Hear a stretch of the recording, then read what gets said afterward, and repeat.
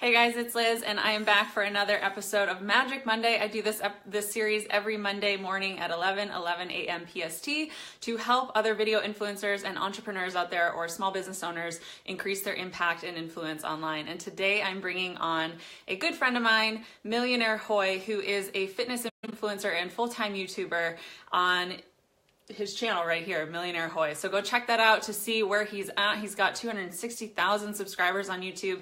He has over 29 million views. Whoa, that's crazy. And he has over 900 videos. I believe last time I checked, he has 902 videos on his channel. So he's been doing this for quite a while. So if YouTube is something that you're wanting to learn more about, you're gonna wanna stick around for today's interview. I'm gonna get him on here real quick once he hops on. And then if YouTube is something that you're really wanting to master, make sure that you go to the YouTube Marketing Mastery group. This is a free Facebook group that I put together for you guys. It's just facebook.com/group/YouTube VIPs. Okay, cool. So I just see Millionaire hopped on here. I actually met Millionaire and that is his real name. That was like the first thing he said to all of us. That is his real name. I met him at the YouTube Next Up contest. He was another one of the people that won the contest, the same class that I won it. So we got to know each other pretty well, and we got to film a fitness video together. Actually, we got to film 3 fitness videos together because we were like the little fitness pod. So we're gonna be talking to him today. Go ahead, Millionaire. I just sent you an invite. If you don't see it, go ahead and hit the little green plus button and I can buzz you in.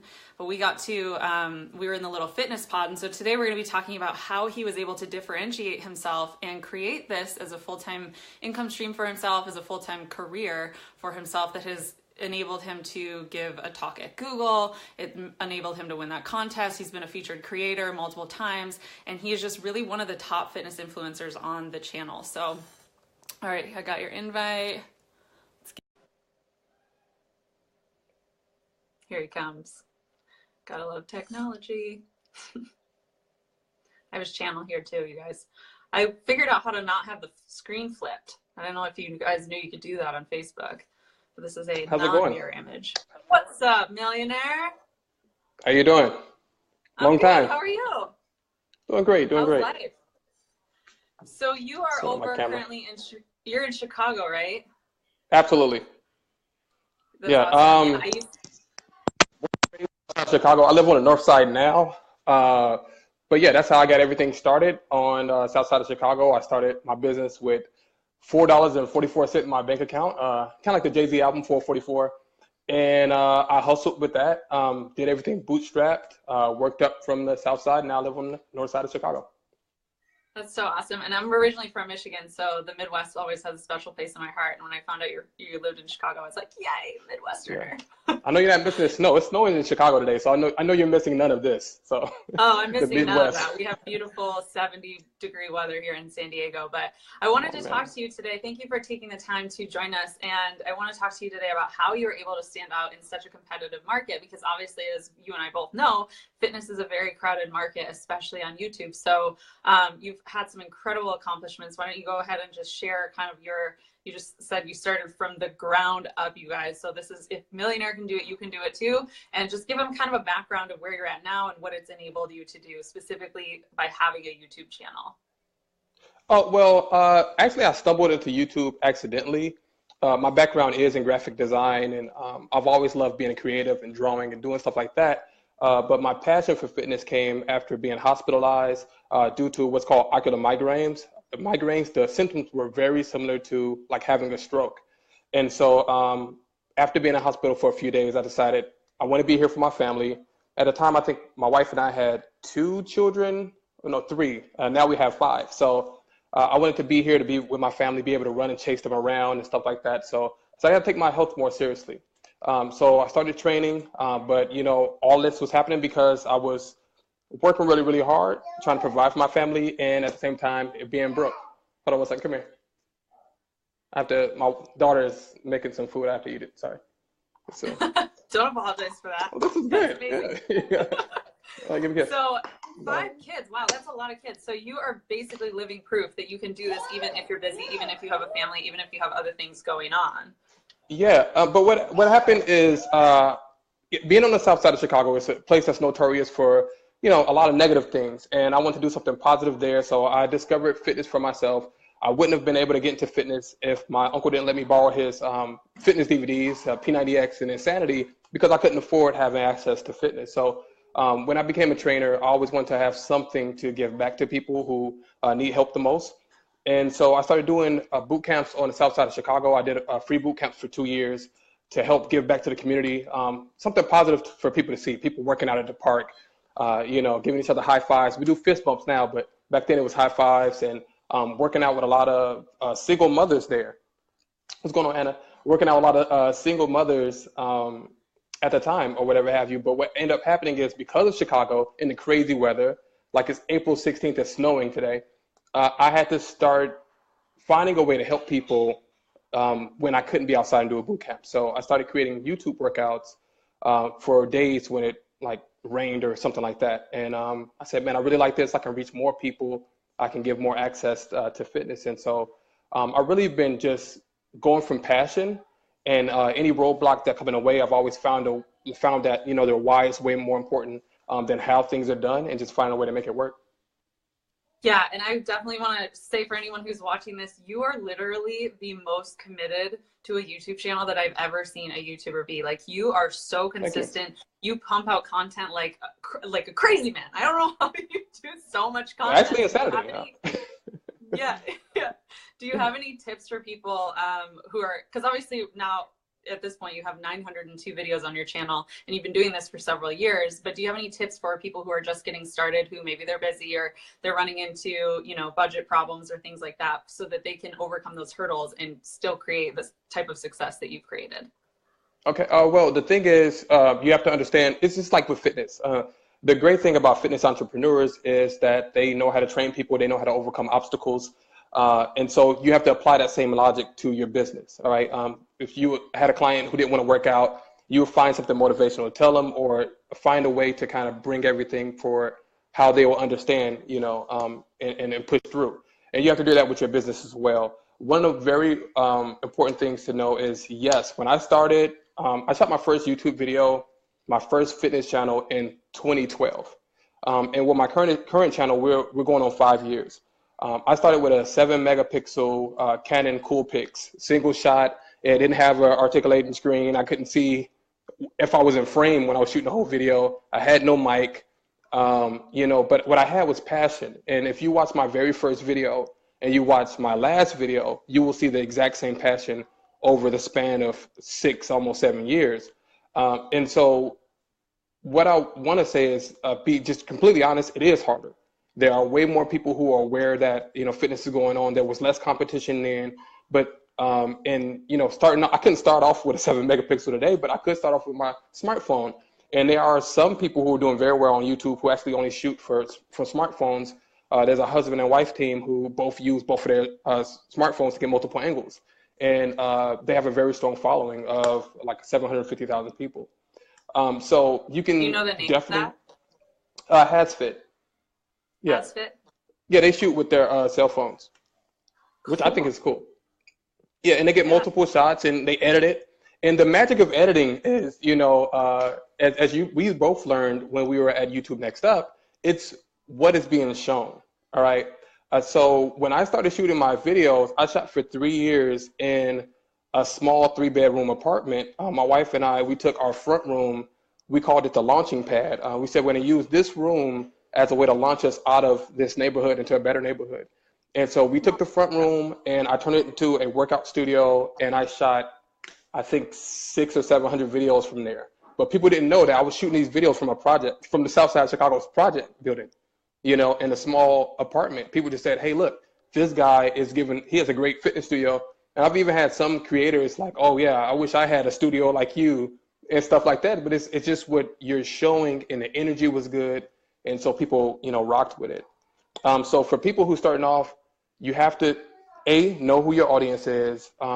Don't try to take any shortcuts, because you're going to be scammed. There's always going to be somebody saying, hey, this is the quick way to do this. Things that come quickly will leave even quicker. They won't be sustainable. Build trust. Show up for the people who are there for you right now. If you have 2, 3 people, build with those people. Communicate with them. Start a hashtag. Do whatever you got to do. Start a Facebook group. Check in on them. Tell them to tell their friends. Show up for people who are showing up for you. Don't worry about the competitors. Being quite honest, this business is way more cutthroat than I knew when I got into it. I just thought, hey, look, we're all here to help people. You know, I was very, very gullible, even though I'm from a big city in the rough part of it. I got on the internet. I said, they more gangster than the people on the south side of Chicago. You know, it's very cutthroat, but you don't have to focus on the numbers, focus on the competition, focus on your passion, and, you know, show up for the people who are there for you.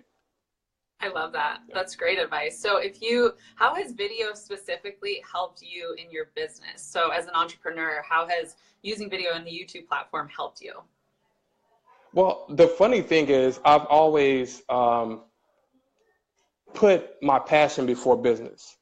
And what I recently learned is while it's great to do that, if you're giving so much to where you don't have anything left, then you're out, and then, you know, you're pretty much out of business. And so you do have to find ways to kind of fund your charity that you like to do. For me, from my standpoint. So there's a lot of like opportunities and stuff that have been, you know, brought to me that I've turned down because they're just not in line with our mission and stuff like that. But as far as video helping me, I've always used video as a way to help others. But now I found ways to, like, say for instance, with our streaming site, hoypro.com, or using Patreon, or, you know, having merch and, you know, other ways to kind of monetize our work, found a way to kind of promote those with the video.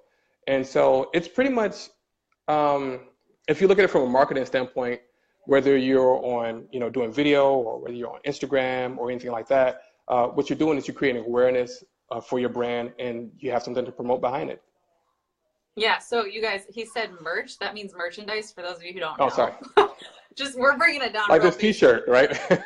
Yeah, so he has these really cool, so you created a slogan around that, right? Like it's the boom fist bump, and you do it in every single video. We talk about that in our YouTube marketing class, where having a slogan or a punchline that people can start to memorize and identify with is a really smart strategy. And then you went one step ahead and created a whole clothing line around that, and other merchandise too. So has that been going well for you? It has. And so, all right, so when I was doing boot camps in the park, at the end of every workout, we gave each other high fives. And I love the connection. And for me, when it comes to fitness, I want it to be as close to me working out side by side with you as possible. So how can we connect? So when I shoot my videos, I do them in real time, straight through. If I fail on camera, I'm failing with you. And I keep it real. Like, man, that was tough. I got to take a breather before I need to get some water, instead of trying to be perfect. And when I first started, I wanted to be perfect boot camp man. Nothing hurts me. But, you know, when I started showing my quirky side, I'm kind of clumsy, and, you know, I know how to, you know, adapt to things very quickly, and, you know, I kind of play off the cuff. And once I started doing that, I started having more success. But like my whole thing is to be as close as possible to the audience. And so while, say for instance, if I did a high five to camera, it looks like I'm pushing you away. And so I just close my fist and turn to a boom fist bump. And so at the end of every video, we connect screen to screen. And so people will take a picture of them with their fist towards the screen. And we're connecting wherever you are in the world. We're working out together. We're working our bodies, using our body as our own gym. And it's a beautiful thing. And for me, I didn't do it to kind of be like a catchphrase or anything like that. It was genuinely trying to connect. And so for me, a lot of stuff I've kind of stumbled into just by following my passion and kind of discovering these things along the way. Kind of getting lucky, I guess. You're wearing the shirts right now, yeah? Show them the shirt. So it just says boom fist bump. It has a fist right there. And so the boom is we're making an impact. All right. So that's the boom. We're making an impact together, and the fist bump is connecting. So connecting with others and making a big impact. Awesome. I love that too. Jessica Joy's on here. She says, Millionaire. She loves your videos. She's a long-time subscriber. She just started her YouTube channel as well. We got Lauren here. Tommy asked you for a HIIT jump rope and weights workout. So maybe write that up. I think I just made one of those. I actually have a new 7-day mini challenge coming out on our Patreon site and on our pro site.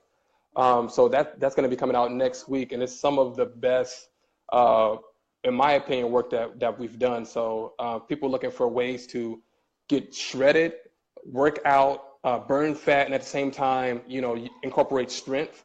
It's a great thing. I'm actually going to shoot a yoga video as soon as we're done with clothes. I got my yoga pants on, so Oh, that's awesome. gonna be the Okay, final day guys, of this 7-day series. we'll make sure to drop all the links and stuff if you're interested in signing up for that 7-day challenge. You've run other challenges too through your channel, the 30-day challenges. You've done Definitely. how many of them now at this point? I think it's either 13 or 14. We just did Cool. one in January, so it might be 14. So over a year of monthly challenges if you did them straight through. So that's how you're providing added value and getting people off of the YouTube platform into your other communities and getting them to know about the other opportunities that are available for them, yeah? Yes and no. I just started my streaming site at the beginning of this month. Cool. So yeah, I think on the 2nd of this month. And so for, like I said, a lot of it was just passion and just putting that stuff out. We did a series for a 3-month series with 2 videos per day. And so that's 172 videos in Wow. 90 days. Wow. So, you know the struggle, producing, choreographing, editing, publishing, even just the thumbnails, right? For that many days is a bit of a challenge. So, but that was all out of passion and me having an idea. And as a creative, I'm pretty sure you can relate, just having something in your head that you want to exist in the world and overcome a lot of obstacles to do it.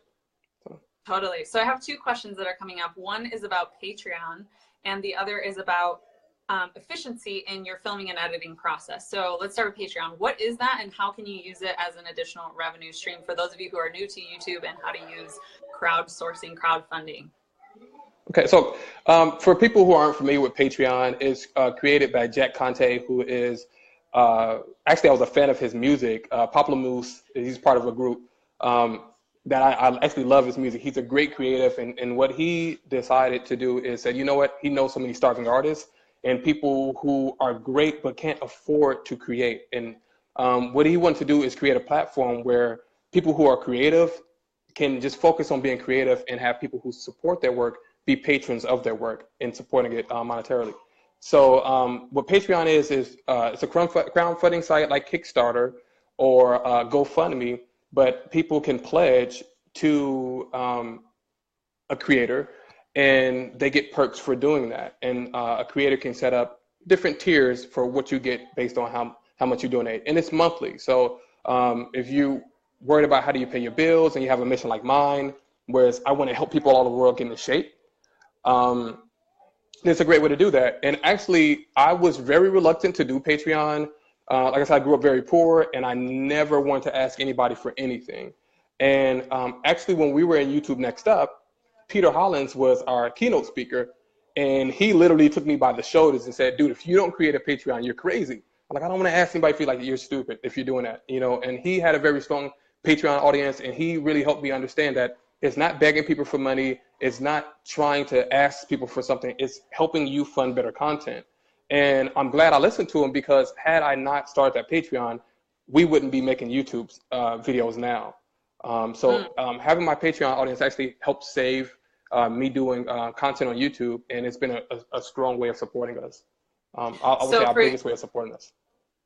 Cool. So for those of you who don't know who Peter Holland is, he's a musician. So anyone who is wanting to start a music channel as well, this is an incredible way that you don't have to have your own programs and services. Your audience can just support your craft, your creativity by basically crowdfunding you continuing to create. So I wanted to get that in there. And then the second question that I had for you is about efficiency in filming and editing. So can you talk a little bit and give some tips around, or 1 or 2 things that have really helped you become efficient? Like, how is it humanly possible to have uploaded 2 videos a day for 90 days? Like, that's insane to me. It's not possible. I know that you have some tips. It's not possible. I feel like I almost died. It's the hardest thing I've ever done in my life. I'm serious. And after I finished, I had to promise my wife, I'll never do nothing like this again. Like, this is I'll never work this hard again in my life. But seriously, what it is you have a routine. I like to have a notepad. I have these daily planners. They make them mostly for women, but as a guy, I use them, and I write down every morning I get up. I wake up at the same time. I go to sleep at the same time. I generally go to sleep about 9:30, 10 o'clock, and I wake up anywhere. Well, I wake up at 5 now because I used to wake up at 4:30. That's too early. So now I get up at 5, get extra 30 minutes, right? As soon as I get up, I drink my 2 glasses of water and I start writing down what I need to do on my day. And then I also, what is her name? I forget the woman's name, but I got this tip to where it's important to have like a notepad that you write your ideas down in. So I have a notepad for that. I have my daily planner, but she said it's also very, very important for you to see your goals.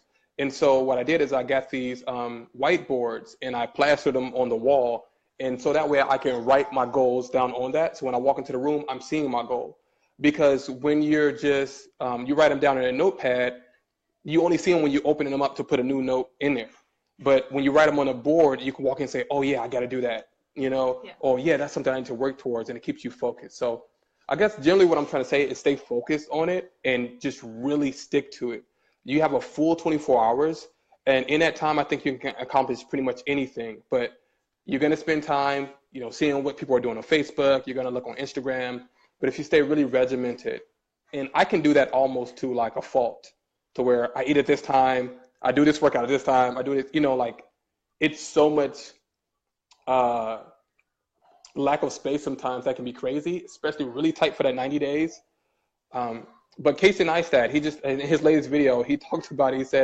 He said he has a form of calendar anorexia, to where he wants as little in his calendar as possible. So he's like, if people want him to do like a talk or something like that, he's like, no, because I need my entire day to create, because I'm a creative, I make stuff. And so I want to have as much time to create and make stuff as possible. So very cool. As far as the direct tips, I would say you have to write things down.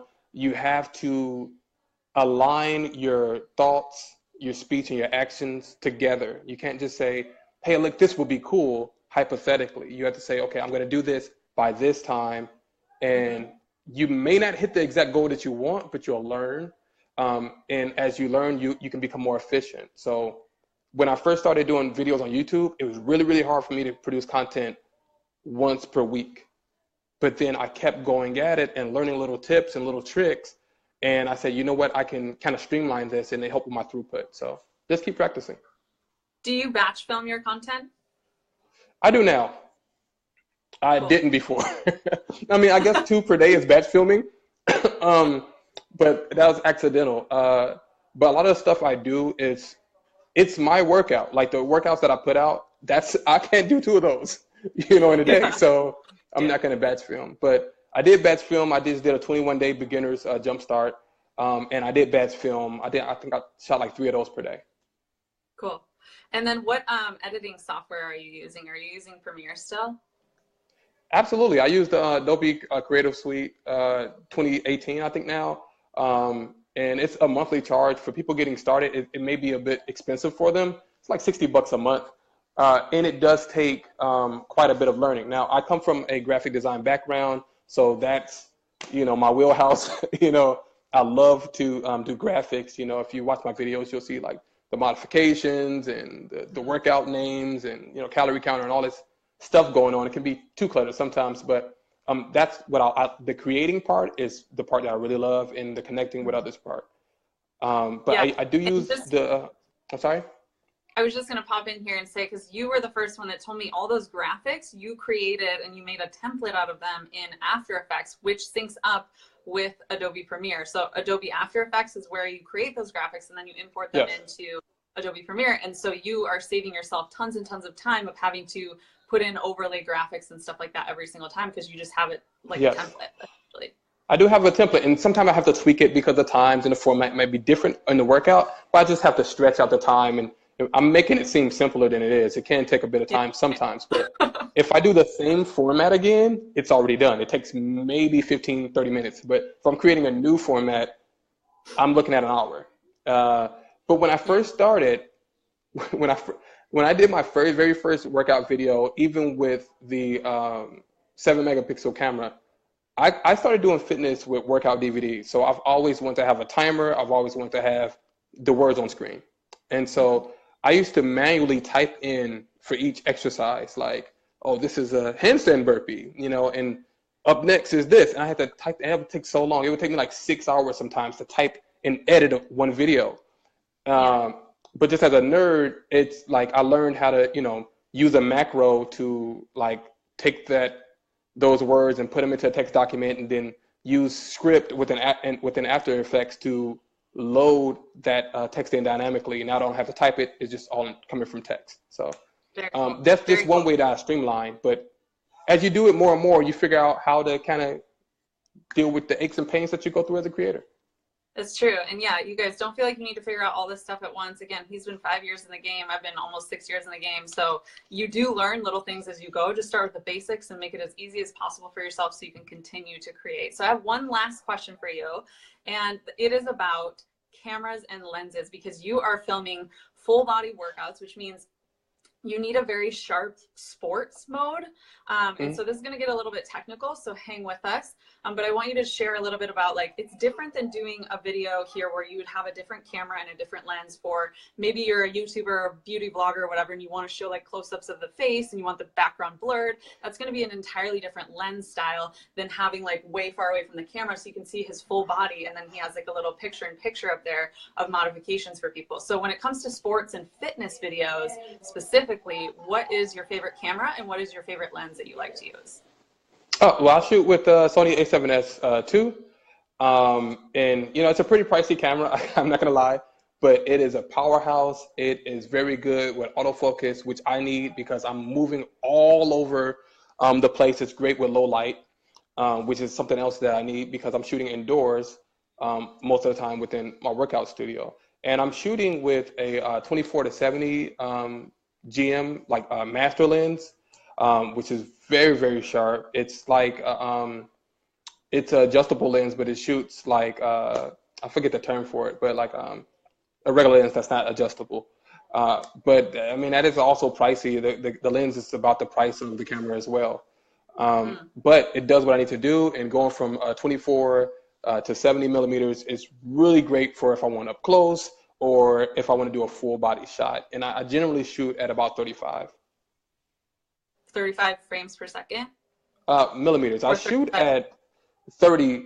I probably should shoot at 25 or 24, but I shoot at 30 frames per second. But 35 millimeters on a lens. So to give you guys kind of some background and break down the techie stuff. So frames per second, if you're getting a bunch of frames per second, you're going to get a really crisp image. So if you're doing fitness videos or sports videos, having a higher frame per second is going to give you a crisper image versus if you are just doing a talking video or a vlogging video, etc.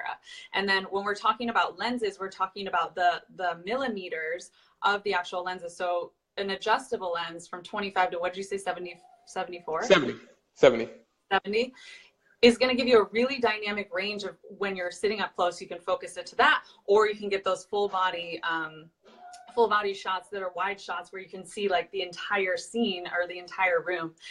And just to give you a frame of reference, around 50 millimeters is close to the human eye. That's close to what the human eye sees. So when you are changing those millimeter, I don't know what you'd call it, millimeter lengths, I guess? Yeah. I don't know what you'd call it.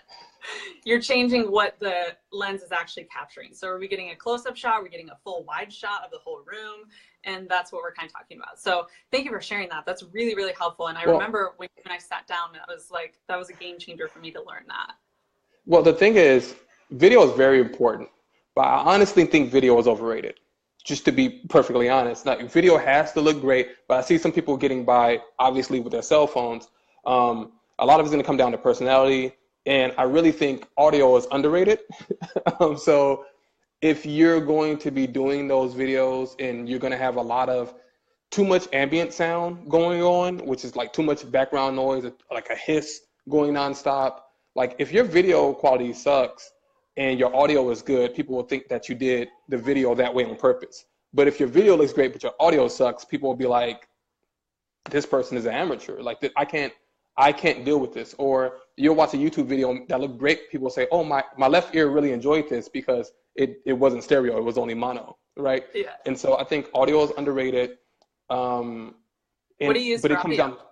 Well, I use a Samsung Airline Micro Pro. What I really like about it, I took it upstairs in my yoga studio. It goes over ear. And you don't have to wear a pack, which is very important if you're going to be doing, say, for instance, a 500 burpee workout, right? So if you're not wearing a pack, which I did, I have the Sennheiser, the one everybody has.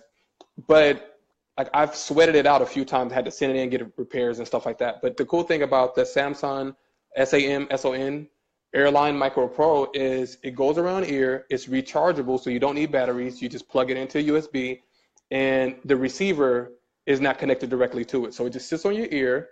It has a transmitter in it, and if you're moving around, it's, say for instance, if I had like a microphone, like the pack, like clipped to my shirt, if I go down to do a mountain climber, my mouth is now close to it. And if I'm talking, my mouth is away from it. So the audio is not consistent. But with the headpiece, no matter what I'm doing, it stays with my head. You see? So I think audio is underrated. So that's a great tip that I'll give people. But with all that said, with all the technical stuff, with all of the video, if you're not passionate, if you're not finding a way, because we're all unique, but there are also people that we want to, like, we aspire to be like. You know, when I was coming in, Shanti obviously was a huge influence for me. I got my start doing P90X with Tony Horton and doing Insanity with Shanti. So like obviously I was really inspired by them, but you have to make things your own, you know, whatever your name is, you got to put some respect on your name, right? And do your thing. And so having passion, my audience is primarily women. And so that's like 72% of my audience, I believe, is women. But I'm a guy. And so there's some things obviously that I can't relate to with women. But I found a way to make that a weakness a strength. And so be confident in yourself, push through all those doubts, or will I make it? Or don't compare a video. I put this video, I didn't get a lot of views. Don't care about any of that. You know, obviously you want to pay attention to your metrics, but you don't want it to shape and mold you and you become a shrill. You know, you have to keep it real. Yeah, I love that. I love that. So one last question. I know I said that was my last question, but this comes back to the purpose, the why you're doing what you're doing, why this is important to you. I want to hear direct from you. What do you love about being a video influencer? About being a video influencer, I like connecting with the thing I love most is connecting with people all over the world. I think where we are right now with technology is just an absolute beautiful thing to do. I come from my family. I come from a family full of musicians, playwrights, poets, dancers, all artists. And growing up, I was a shy person in the family, an introvert, you know, and stuff like that. And I just focused mostly on school. But I still had that passion of, you know, how can what can I do to help reach and help others? Because the people in my family do a lot of social work. And I'm like, man, I'm like the least talented person in my family, but I understood tech, you know? And so I think if my grandfather or if my father had the technology that we have now, my grandfather could play 26, 30 different instruments. You know, if he had a YouTube channel, that'd be crazy. Right, just teaching people lessons. It'd have been crazy, but none of that stuff is documented. So I think I'm spoiled. I think us all having the ability to create something and have other people have access to it, even being able to put videos on YouTube. Hosting costs a lot of money. You know, even if you're not getting a lot of views, just to have YouTube host your videos is a privilege. So I think a lot of us can really be more humble and appreciative of the things we have. You know, you and I, you're in California somewhere, I'm assuming, right? I'm in the Midwest, and we've come together both doing video chat when video chat was a futuristic thing when I was growing up, you know? But here we are right now in the moment doing it. So I think we need, especially being able to use that to help people, I think is beautiful. So that's a long-winded version of what my favorite thing is. I love that, and I so agree. Thank you so much for joining us here today, Millionaire. You guys got to go check out his YouTube channel, especially we're entering spring season, summer season's coming, so go do his 7-day free challenge. We'll make sure that gets all linked up for you guys in the comments below. And then if you like this and you want to see more helpful information for people who want to be influencers, you want to increase your impact and influence online, make sure you tune in every Monday at 11:11 a.m. PST. I do these series and these interviews with people who are already doing what you're trying to build up to. So thank you so much, Millionaire. I really appreciate your time, and I'm like your thanks for having me. Best of luck to everybody out there. Yeah. All right, you guys. I'll talk to you next week. Bye. Peace out.